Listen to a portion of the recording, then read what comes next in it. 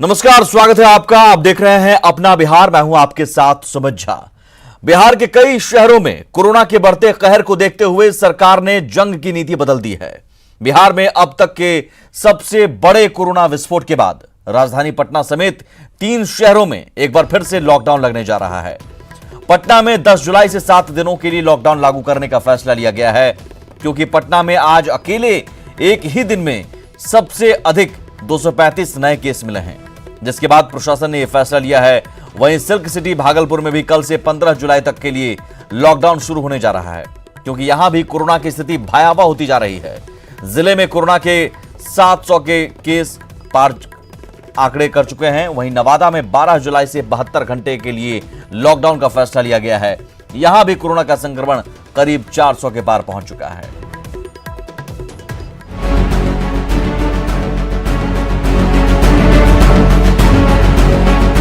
बिहार में बेलगाम हो चुके कोरोना की रफ्तार को थामने के लिए सरकार ने अब अपनी नीति बदल दी है। पटना में 24 घंटे के भीतर कई इलाकों में 235 नए केस मिलने से कोरोना की राजधानी बनते पटना में अब तक 1600 से अधिक केस सामने आने और कई वीआईपी के इसकी चपेट में आने के बाद प्रशासन ने 10 जुलाई से 7 दिनों के लिए लॉकडाउन का फैसला किया है। राजधानी में सबसे ज्यादा प्रभावित इलाका पटना सिटी है।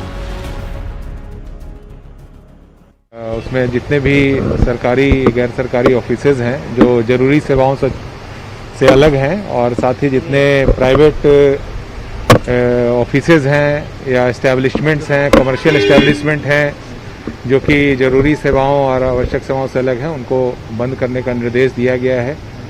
इसमें यह भी निर्देश दिया गया है कि जो हॉस्पिटल्स हैं, प्राइवेट हॉस्पिटल्स हैं, वह पूर्व की भांति अपनी सेवाएं जारी रखेंगे। पटना, भागलपुर और नवादा, इन 3 जिलों में लॉकडाउन लागू किया जा रहा है, लेकिन बाकी जगहों पर भी कोरोना को कुचलने के लिए क्राइसिस मैनेजमेंट ग्रुप की बैठक में बड़ा फैसला लिया गया है, जिसके तहत अब किसी को भी शादी समारोह या भोज से पहले स्थानीय थाने को सूचना देनी होगी। साथ ही समारोह में 50 से अधिक लोगों के शामिल होने की भी अनुमति नहीं होगी। कहीं किसी की शादी हो, पहले थाना को आप सूचना दीजिए, और थाना को सूचना देने के बाद अपना जगह बताइए, डेट बताइए, और ये बॉन्ड भी दीजिए कि हमारी शादी में 50 से अधिक लोग उपस्थित नहीं होंगे। इससे बिहार बचेगा। कोरोना ने बिहार में अब तक का सारा रिकॉर्ड तोड़ते हुए एक दिन में सबसे अधिक 749 लोगों को अपनी चपेट में लिया है, जिससे बिहार में कोरोना के कुल मामले 13,275 के पार जा चुके हैं। फिर भी लोग इस महामारी को लेकर बेपरवाह बने हुए हैं। लिहाजा सरकार अब एक बार फिर से शहर दर शहर लॉकडाउन में लौट रही है। न्यूज़ 18 के लिए रजनीश कुमार के साथ अमित कुमार की रिपोर्ट। और पटना में लॉकडाउन में क्या खुलेगा और क्या बंद रहेगा, ये जानना भी आपके लिए बेहद जरूरी है। अगर आप पटना में रहते हैं तो इन बातों को ध्यान से सुने। व्यावसायिक संस्थान बिल्कुल बंद रहेंगे, ये सबसे पहली जानकारी। सभी धार्मिक स्थल और पब्लिक प्लेस भी बंद रहेंगे। क्या खुलेगा क्या बंद रहेगा, ये आपको हम बता रहे हैं। राज्य सरकार के सभी दफ्तर भी बंद रहेंगे, जबकि आपदा प्रबंधन, चुनाव से जुड़े कर्मियों की सेवा पर रोक नहीं है। आपदा प्रबंधन और चुनाव से जुड़े कर्मियों की सेवा जारी रहेगी। हालांकि लॉकडाउन के दौरान जरूरी सेवाएं बहाल रहेंगी, इसे लेकर आपको चिंता की जरूरत नहीं है। राशन, सब्जी, दूध, दवा की दुकानें खुलेंगी, इसलिए राशन, सब्जी, दूध और दवा आपको मिलती रहेंगी। यहां तक कि आप होम डिलीवरी भी ले सकते हैं, लोगों तक होम डिलीवरी की भी सर्विस रहेगी। बैंक, इंश्योरेंस ऑफिस भी खुले रहेंगे, इसलिए बैंकिंग के कामकाज भी आप कर सकते हैं। मीडिया को भी लॉकडाउन में इजाजत होगी। इसके अलावा पेट्रोलियम, सीएनजी, एलपीजी जैसी सेवाएं जारी रहेंगी। पूर्णिया सदर अस्पताल में कोरोना से एक महिला, डॉक्टर समेत 5 स्वास्थ्यकर्मी पॉजिटिव हो गए हैं, जिसके बाद डॉक्टर से लेकर स्वास्थ्यकर्मी दहशत में हैं। स्वास्थ्यकर्मियों ने काम का बहिष्कार कर दिया है। सदर अस्पताल की ओपीडी सेवा में भी बहुत कम स्टाफ और डॉक्टर काम कर रहे हैं। ओपीडी में आज 8 की जगह सिर्फ 2 वार्ड ही खुले रहे। स्वास्थ्य कर्मियों से बात की हमारे संवाददाता कुमार प्रवीण ने।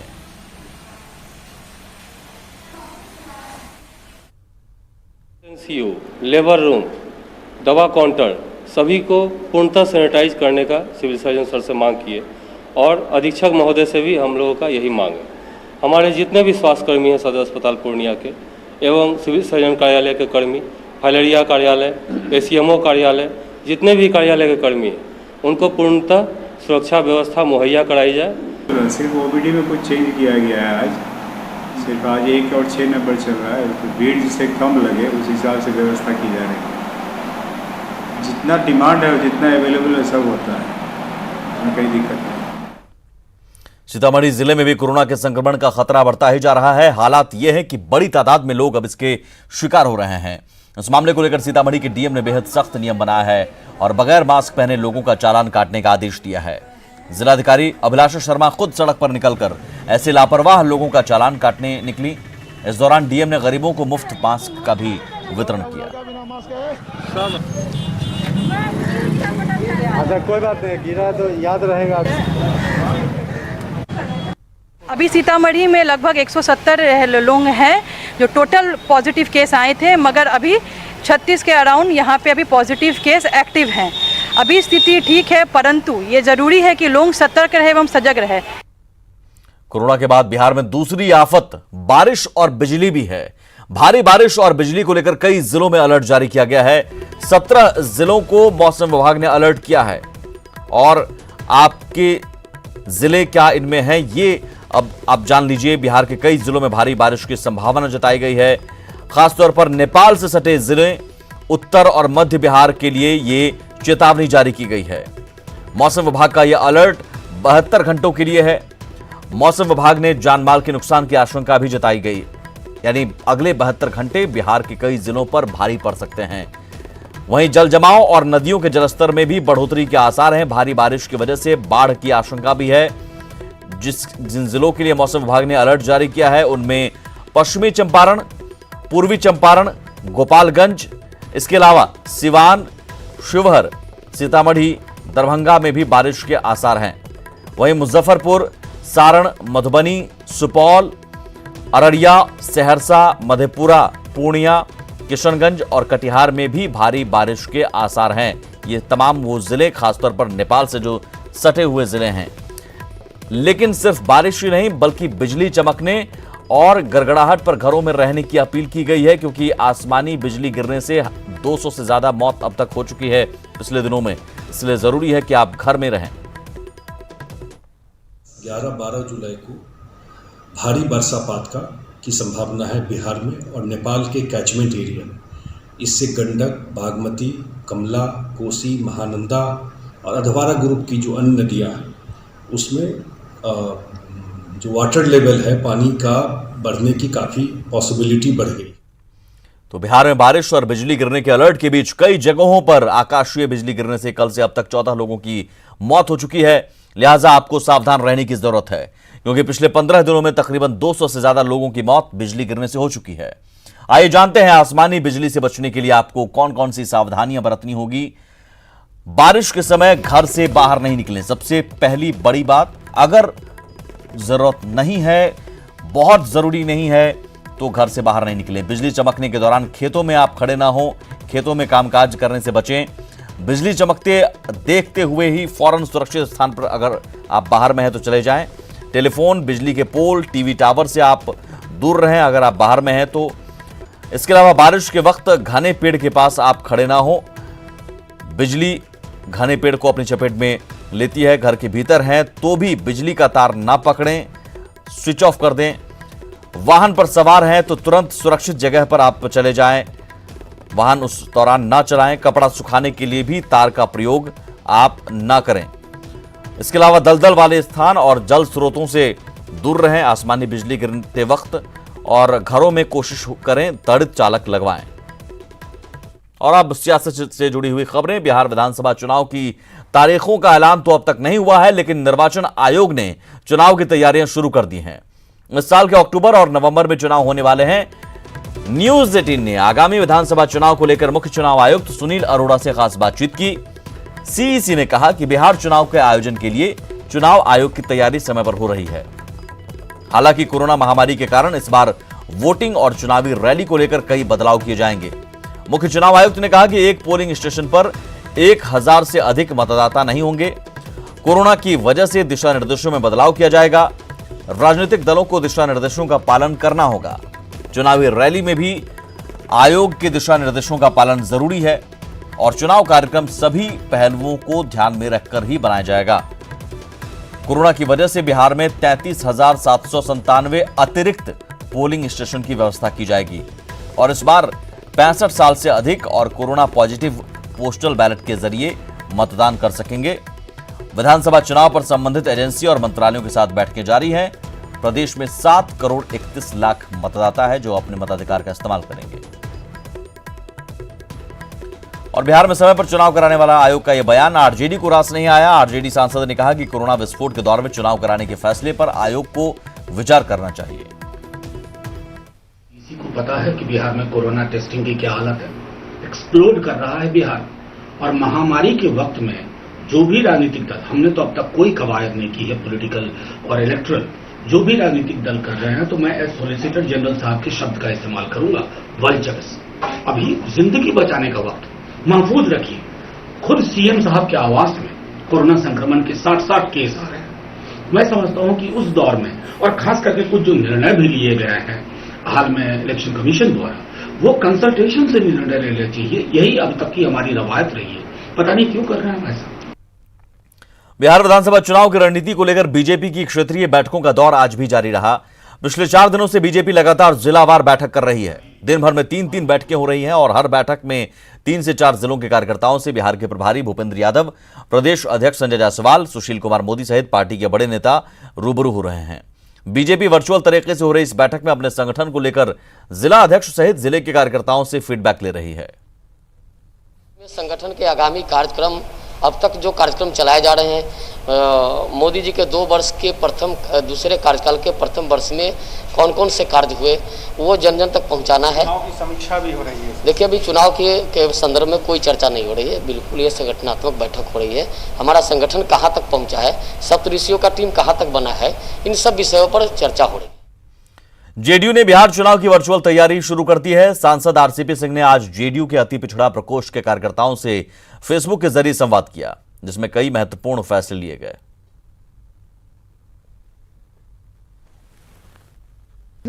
फेसबुक के माध्यम से आदरणीय मुख्यमंत्री जी के द्वारा जो अति पिछड़ों के लिए कार्य किया गया, लगभग 48 योजनाएं अति पिछड़ों के लिए चलाई जा रही हैं, उसका हम लोगों ने जिक्र किया और उनको याद दिलाया कि आप उस दिन को याद रखिए कि 2005 के पहले आप लोगों के साथ क्या बर्ताव होता था। 2015 के विधानसभा चुनाव का राजनीतिक समीकरण 2020 में बदल चुका है।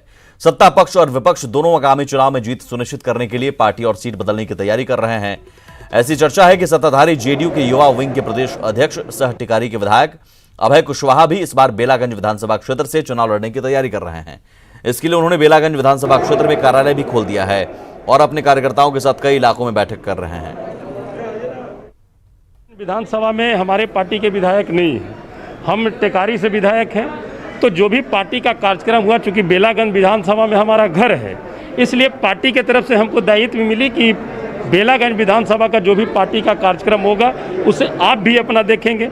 तो हम अपने टेकारी विधानसभा को भी देखते हैं और कोई कार्यक्रम वगैरह की जिम्मेवारी मिलती है तो बेलागंज विधानसभा को भी देखते हैं, और वैसे पार्टी जहां की भी जिम्मेवारी देती है उस विधानसभा को भी देखते हैं। माननीय मुख्यमंत्री जी का सही होना है, वर्चुअल सम्मेलन होना है, उसके बाद विधानसभा वाइज हम लोग का रैली होना है, विधानसभा सम्मेलन होना है, जिसको आरसीपी जी संबोधित करेंगे।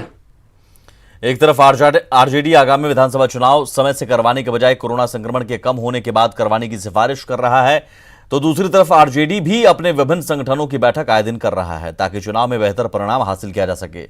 इसी सिलसिले में आज आरजेडी कार्यालय में प्रदेश पदाधिकारियों और जिलाध्यक्षों की बैठक बुलाई गई, जिसमें सूबे के अलग अलग जिलों से आए प्रदेश पदाधिकारी और जिलाध्यक्ष शामिल हुए और पार्टी को आगे और कैसे मजबूत किया जाए इसे लेकर चर्चा करने के लिए प्रदेश अध्यक्ष जगदानंद सिंह ने प्रदेश पदाधिकारियों और जिलाध्यक्षों को कई दिशा निर्देश जारी किए।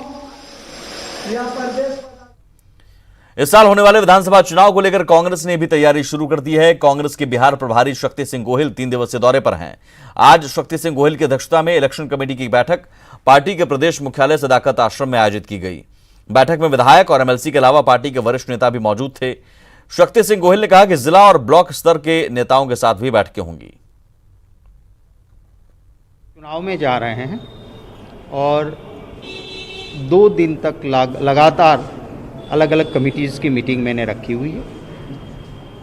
सभी को टास्क भी हम दे रहे हैं, प्रखंड और जिले पे जाके काम करना है। सिर्फ सदाकत आश्रम में बैठने से नहीं होगा, लोगों के दिल में जो बात है उनको भी सुनना है और आने वाले दिनों में जनता के आशीर्वाद से कांग्रेस और महागठबंधन की सरकार बनेगी। और अब बात बिहार में शिक्षक नियोजन की प्रक्रिया से जुड़ी बड़ी खबर की। बिहार में प्राथमिक शिक्षक नियोजन प्रक्रिया पर रोक लग गई है। 14 जुलाई तक प्राप्त आवेदन के बाद की प्रक्रिया पर रोक लगी है। शिक्षा विभाग ने इस बाबत जारी की है अधिसूचना। सभी डीएम, आरडीडी, डीईओ को निर्देश जारी किया गया है। दरअसल हाईकोर्ट ने नियोजन प्रक्रिया रोकने का आदेश दिया था, जिसके बाद शिक्षक नियोजन पर रोक लगा दिया गया है। शिक्षा विभाग ने यह अधिसूचना जारी की है।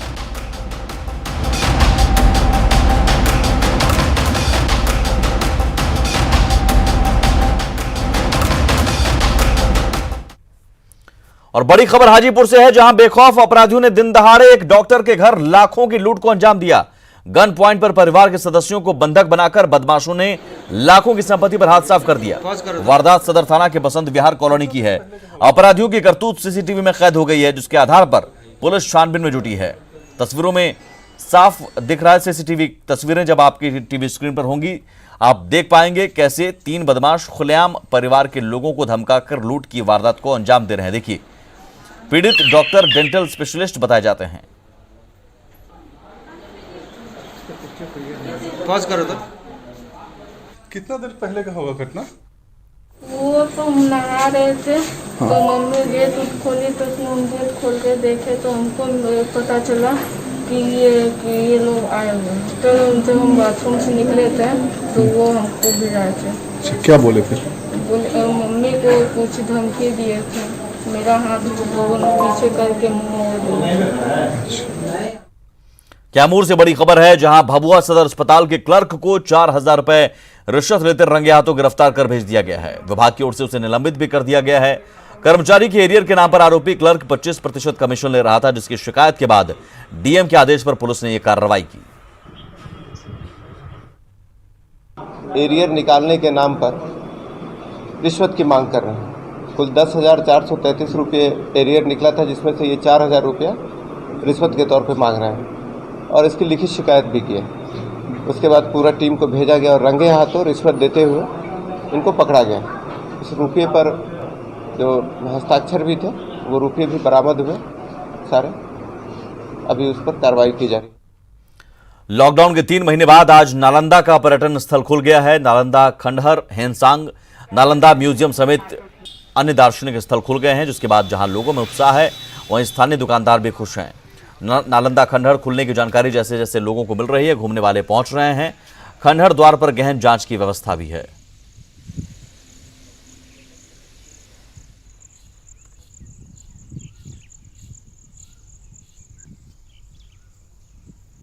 कोई पर्यटक बगैर मास्क के एंट्री नहीं कर सकते हैं और थर्मामीटर है जांच करने वाला। और इसी के साथ इस बुलेटिन में इतना ही, लेकिन आगे भी खबरों का सिलसिला लगातार जारी है। नमस्कार।